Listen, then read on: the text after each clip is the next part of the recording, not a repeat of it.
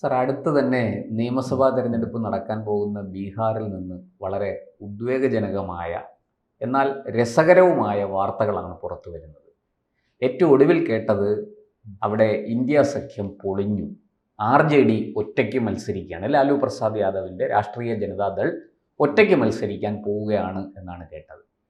എന്തായിരിക്കും സാർ അവിടെ കോൺഗ്രസിൻ്റെ അവസ്ഥ? RJD ഒറ്റയ്ക്ക് മത്സരിച്ചാൽ? അല്ല, ഈ തേജസ്വി യാദവുമായിട്ട് രാഹുൽ ഗാന്ധിയും രണ്ടുപേരും കൂടെ തോളിൽ കൈയിട്ട് ഈ വോട്ടധികാര യാത്രയൊക്കെ നടത്തിയതല്ലേ? അതൊക്കെ നമ്മൾ കണ്ടു. ആ യാത്രക്കിടയിൽ എന്തൊക്കെ സംഭവിച്ചു എന്നും യാത്ര എങ്ങനെ അവസാനിപ്പിച്ചു എന്നും ഒക്കെ നമ്മൾ മുമ്പും ചർച്ച ചെയ്തതാണ്. അങ്ങനെ തോളി കൈയിട്ടുകൊണ്ട് നടന്നവർ പെട്ടെന്നെന്താ പിൻവലിയാൻ കാര്യം? ഇപ്പൊ പറയുന്നത് 243 സീറ്റുണ്ട് ബീഹാറിൽ, അല്ലേ? 23 സീറ്റിലും RJD ഒറ്റയ്ക്ക് 243 സീറ്റിലും RJD ഒറ്റയ്ക്ക് മത്സരിക്കുക. അപ്പം എനിക്ക് തോന്നുന്നു കോൺഗ്രസ് അവിടെ വലിയ ഷോ കാണിച്ചു രാഹുൽ ഗാന്ധിയുടെ നേരെ. അത് തേജസ്വിയെ ഒന്ന് ഇരുത്തിക്കളയുന്ന രീതിയിലേക്ക് കാര്യങ്ങൾ പോയോ എന്നൊരു സംശയം. സാർ, അത് പോയി. അതിൻ്റെ കാരണം കൂടി ഞാൻ പറയാം. ഈ യാത്ര നടന്നപ്പോൾ വലിയ ആൾക്കൂട്ടമൊക്കെ വന്നു. സാധാരണ നമ്മൾ കാണാറുണ്ട്, ഇപ്പോൾ കോൺഗ്രസ് എവിടെയെങ്കിലും ഒരു പരിപാടി നടത്തിയ, പ്രത്യേകിച്ചും രാഹുൽ ഗാന്ധിയുടെ പരിപാടിയാണെങ്കിൽ അവിടെ ആൾക്കാർ വളരെ കുറവായിരിക്കും. കേരളത്തിലൊക്കെ ഒരുപക്ഷെ ആൾ കൂടും. പക്ഷെ പല ഉത്തരേന്ത്യൻ സംസ്ഥാനങ്ങളിലും രാഹുൽ ഗാന്ധിയുടെ പരിപാടി എന്ന് പറഞ്ഞാൽ അതിൽ പങ്കെടുക്കാൻ കോൺഗ്രസ്സുകാർ പോലും വരുന്നില്ല എന്നുള്ളതാണ് സത്യം. പിന്നെ അതങ്ങനെ അല്ല എന്നൊക്കെ പറഞ്ഞ് നമ്മുടെ മാധ്യമങ്ങളും ഈ കോൺഗ്രസിൻ്റെ നേതാക്കളും ഒക്കെ അതിനെ വെള്ളപൂശും. പക്ഷെ സത്യത്തിൽ ഈ ബീഹാറിലെ യാത്ര വിജയിച്ചത് RJDയുടെ മിടുക്കാണ്. ഈ വോട്ടർ അധികാർ യാത്ര ബീഹാറിൽ സംഘടിപ്പിച്ചു. അതിൽ ഈ രാഹുൽ വലിയൊരു നേതാവായിട്ട് ഇങ്ങനെ പങ്കെടുത്തു എന്നുള്ളതല്ലാതെ സത്യത്തിൽ അതിനകത്ത് ആളെ കൂട്ടിയതും അത് സംഘടിപ്പിച്ചതും ആ സംഘാടക മികവിന് മാർഗ് കൊടുക്കേണ്ടത് RJDക്കാണ്. പണ്ടും നമുക്കറിയാം, പണ്ടും രാഷ്ട്രീയ നിരീക്ഷകർ പറയും, രാഷ്ട്രീയ ജനതാദളിന്, അതായത് ലാലുവിൻ്റെ പാർട്ടിക്ക് അവിടെ നല്ല കേഡറുണ്ട്, അണികളുണ്ട്. അതുപോലെ തന്നെ BJPക്ക് അവിടെ നല്ല അണികളുണ്ട്. ഇപ്പോൾ ഈ നിതീഷിൻ്റെ പാർട്ടി JDUവിന് അത്ര അങ്ങോട്ട് ഇവരെയൊക്കെ പോലെ വലിയ സ്വാധീനം താഴെത്തട്ടിലോട്ട് ബൂത്ത് തലത്തിലെ പ്രവർത്തനങ്ങളിലില്ല. അതേസമയം അദ്ദേഹത്തിന് നല്ല ഇമേജ് ഉണ്ട്, നല്ല പ്രതിച്ഛായയുണ്ട്. അഴിമതി രഹിതനാണ്, ജനകീയനാണ്, മികച്ച മുഖ്യമന്ത്രിയാണ്, ഇങ്ങനെ നല്ല അഡ്മിനിസ്ട്രേറ്ററാണ്. ഇങ്ങനെയൊക്കെയുള്ള ജംഗിൾ രാജിൽ നിന്ന് ബീഹാറിനെ മോചിപ്പിച്ച ഭരണാധികാരി എന്ന ഒരു പ്രതിച്ഛായ അദ്ദേഹത്തിനുണ്ട്. അപ്പോൾ ഇതാണ് ഈ പ്രതിച്ഛായയുള്ള അദ്ദേഹം RJDക്കൊപ്പം ചേരുമ്പോൾ ഭരണം അവർക്ക് കിട്ടും. അദ്ദേഹം BJPക്കൊപ്പം ചേർന്ന് NDAയിൽ വരുമ്പോൾ NDA ഭരിക്കും. ഇതാണ് അവിടുത്തെ ഒരു കെമിസ്ട്രി. അതിലേക്കാണ് ഈ രാഹുൽ ഗാന്ധി നുഴഞ്ഞു കയറിയിരിക്കുന്നത്. വാസ്തവത്തിൽ ആ യാത്ര വിജയിപ്പിച്ചത് RJDയാണ്.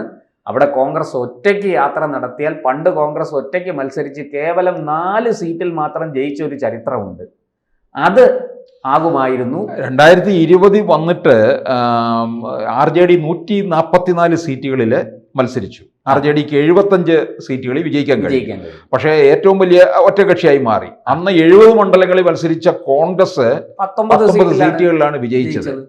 അപ്പൊ ഇപ്പൊ എനിക്ക് സാറേ, ഈ ഇടത് പാർട്ടികളുണ്ടല്ലോ, ഈ പറയുന്ന എന്താ പറയണ്ടേ, പിന്നെ നമ്മുടെ CPI ML അങ്ങനെയൊക്കെ പറഞ്ഞ ഇടതുപക്ഷർക്ക് നാമമാത്രമായിട്ട് അവര് എനിക്ക് തോന്നുന്നു കുറച്ച് സീറ്റുകളിൽ മത്സരിച്ചു, 16 സീറ്റ് ജയിച്ചു അവര്. 20-ൽ 16 സീറ്റിൽ അവർ ജയിച്ചു.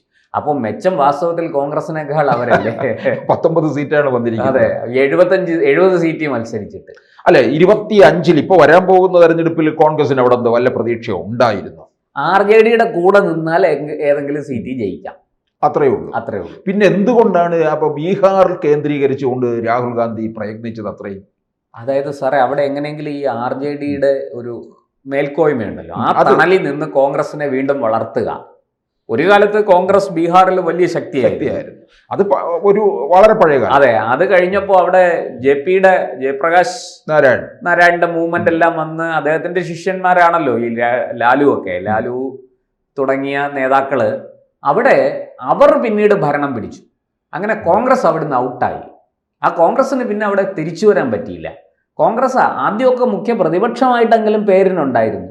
പക്ഷെ പിന്നീട് അതുമില്ല, അത് BJP കൊണ്ടുപോയി. ഈ ലാലുവിൻ്റെ പാർട്ടി പിന്നീട് പിളരുകയും ചെയ്തു. അങ്ങനെയൊക്കെ ഒരുപാട് സംഭവവികാസങ്ങൾ ബീഹാറിലുണ്ടായി. പക്ഷെ അടിസ്ഥാനപരമായിട്ട് അവിടെ കോൺഗ്രസ് തകർന്ന് നാമാവിശേഷമായി എന്നുള്ളതാണ് സത്യം. തരിപ്പണമായി. ഈ RJDയുടെ തണലിൽ അവിടെ നിന്ന് ഈ എന്താ പറയേണ്ട മറ്റേ പല്ലി ഉത്തരം ചുമക്കുന്നത് പോലെ കിടന്ന് സംസാരിക്കുകയാണ്. അല്ലാതെ കോൺഗ്രസ്സിന് അവിടെ ഒറ്റയ്ക്ക് നിന്നാൽ എന്തെങ്കിലും ഒരു ചലനം ബീഹാർ രാഷ്ട്രീയത്തിൽ ഉണ്ടാക്കാൻ സാധിക്കും എന്ന് എനിക്ക് തോന്നുന്നു. ഇത് എനിക്കിപ്പോൾ തോന്നുന്നു ഇന്ത്യ ഈ സഖ്യത്തിലെ ഒരു പ്രധാന കക്ഷിയായിരുന്നു ഈ RJD. ഇതൊരു ആ സഖ്യത്തിൽ നിന്ന് ആ സഖ്യം പൊളിഞ്ഞു എന്നുള്ളതാണ് ഇപ്പൊ കാണിക്കുന്നത്. സാർ, അത് നേരത്തെ ഒരിക്കൽ നമ്മുടെ ഈ ലോക്സഭാ തെരഞ്ഞെടുപ്പ് കഴിഞ്ഞപ്പോൾ തന്നെ മമത, പിന്നെ RJD ലാലു, നമ്മുടെ ഡൽഹിയിലെ ആം ആദ്മി പാർട്ടി, അതുപോലെ അഖിലേഷ് യാദവ്, ഇവരെല്ലാവരും രംഗത്ത് വന്നു. എന്താ, കോൺഗ്രസിനെ തന്നെ മാറ്റണം ഇന്ത്യ മുന്നണിയിൽ നിന്ന്, ഈ കോൺഗ്രസിന് ഇവിടെ ഒരു കാര്യവുമില്ല എന്ന് പറഞ്ഞ് അവർ തെരഞ്ഞെടുപ്പിന് മുമ്പ് തന്നെ രംഗത്ത് വന്നതാണ്. പിന്നീട് അത് തെരഞ്ഞെടുപ്പിന് ശേഷവും നമ്മൾ പിന്നീട് കണ്ടു പല ആവർത്തി. എനിക്ക് തോന്നുന്നു ഇന്ത്യ മുന്നണിയിൽ കോൺഗ്രസിനോടൊപ്പം എന്തെങ്കിലും ഒരു ചായ്വ് കാണിച്ച് നിൽക്കുന്നത് നമ്മുടെ MK സ്റ്റാലിൻ മാത്രമാണ് എന്നാണ് തോന്നുന്നത്. അല്ല, ഇനി എത്ര പേരെ വെച്ചുകൊണ്ട് ഇന്ത്യ സഖ്യം മുമ്പോട്ട് പോകും? കാരണം ഇപ്പം മമത അങ്ങ് മാറി നിൽക്കുകയല്ലേ. അതെ, മമത, അരവിന്ദ് കെജ്രിവാൾ മാറി നിൽക്കുന്നു. അരവിന്ദ് കെജ്രിവാൾ ഇട്ടിട്ട് പോയി. ഇനി മുന്നണിയിൽ ഇല്ല എന്ന് അദ്ദേഹം പരസ്യമായിട്ട്. പിന്നെ ഇപ്പൊ തേജസ്വി, അത് ബീഹാറിൽ അവർക്ക് ഇനി എനിക്ക് തോന്നുന്നു കോൺഗ്രസ് ഈ 20-ൽ 19 സീറ്റ് നേടി എങ്കിൽ ഇനി അത് താഴോട്ട് പോകും. അതെ, കാരണം 70 മത്സരിച്ചത് അവര് പറഞ്ഞതുപോലെ കുറെ സീറ്റെങ്കിലും RJDക്ക് കൊടുത്തിരുന്നെങ്കിൽ അവിടെ ഒരു പക്ഷേ RJDയുടെ ഭരണം വന്നേനെ. പക്ഷേ ഇതിപ്പോ ഈ 20 സീറ്റ് തന്നെ നേടിയത്, അല്ല 19 സീറ്റ് തന്നെ നേടിയത് RJDയുടെ ഒരു പിൻബലം കൊണ്ട് മാത്രമല്ലേ. അതെ. അപ്പൊ എന്തായാലും ഈ ഇന്ത്യ സഖ്യത്തിന്റെ വലിയൊരു പരാജയത്തിലേക്ക് ഇനി ഇന്ത്യ സഖ്യത്തിലുള്ളതെന്ന് പറയുന്നത് ഏതാ, ഈ പ്രാദേശികമായിട്ടുള്ള ചില കക്ഷികൾ മാത്രമാണ്. ഇപ്പം സ്റ്റാലിന്, അതല്ലെന്നുണ്ടെങ്കിൽ ഇപ്പൊ CPM-ഓ CPI-യോ, പിന്നെ ശരത് പവാറിന്റെ പാർട്ടി, അങ്ങനെ ആന്ധ്രയില് കോൺഗ്രസ് വളരെ ദുർബലം, വളരെ പ്രധാനപ്പെട്ടവരാണല്ലോ. പിന്നെ തൃണമൂലും അതുപോലെ ആം ആദ്മിയും ഇപ്പൊ RJD ഒക്കെ വരുന്നത്. ഇവരിതിൽ നിന്ന് വിട്ടുപോയി കഴിഞ്ഞാൽ അതിന്റെ ഒരു പ്രധാനപ്പെട്ട അതിന്റെ ഒരു നട്ടലങ്ങ് പോയി കഴിഞ്ഞു എന്ന് പറഞ്ഞാൽ മതി. കാരണം ഇവർക്ക് കോൺഗ്രസിനെ തന്നെ പുറത്താക്കണം. അങ്ങനെ പോകുന്നതിന്റെ കാരണവും രാഹുൽ ഗാന്ധിയാണ്. അത് പറയാതിരിക്കാൻ കഴിയില്ല. രാഹുൽ ഗാന്ധിയുടെ പിടിവാശിയും ഈ അപക്വമായ പെരുമാറ്റവും ഈ എന്താ പറയാ രാഷ്ട്രീയ നിരക്ഷരതയും ഒക്കെയാണ് അതിന് കാരണം. ഈ അദ്ദേഹത്തിന് രാഷ്ട്രീയമായി എത്ര ഈ കാര്യത്തെക്കുറിച്ചൊക്കെ അറിവുണ്ട്, ജനങ്ങളുടെ പൾസ് അദ്ദേഹത്തിന് അറിയാമോ തുടങ്ങിയ കാര്യങ്ങളിലെല്ലാം ചോദ്യങ്ങൾക്കൊന്നും കൃത്യമായ ഒരു ഉത്തരം പറയാൻ കോൺഗ്രസിന് സാധിക്കുന്നില്ല. അല്ല, ഇതിപ്പോൾ താഴേക്കാണല്ലോ രാഹുൽ ഗാന്ധി വന്നുകൊണ്ടിരിക്കുന്നത്. കാരണം പലതരത്തിൽ ഇപ്പം നരേന്ദ്രമോദിയെ വ്യക്തിപരമായി കുടുംബത്തിനെ അധിക്ഷേപിക്കുന്നു.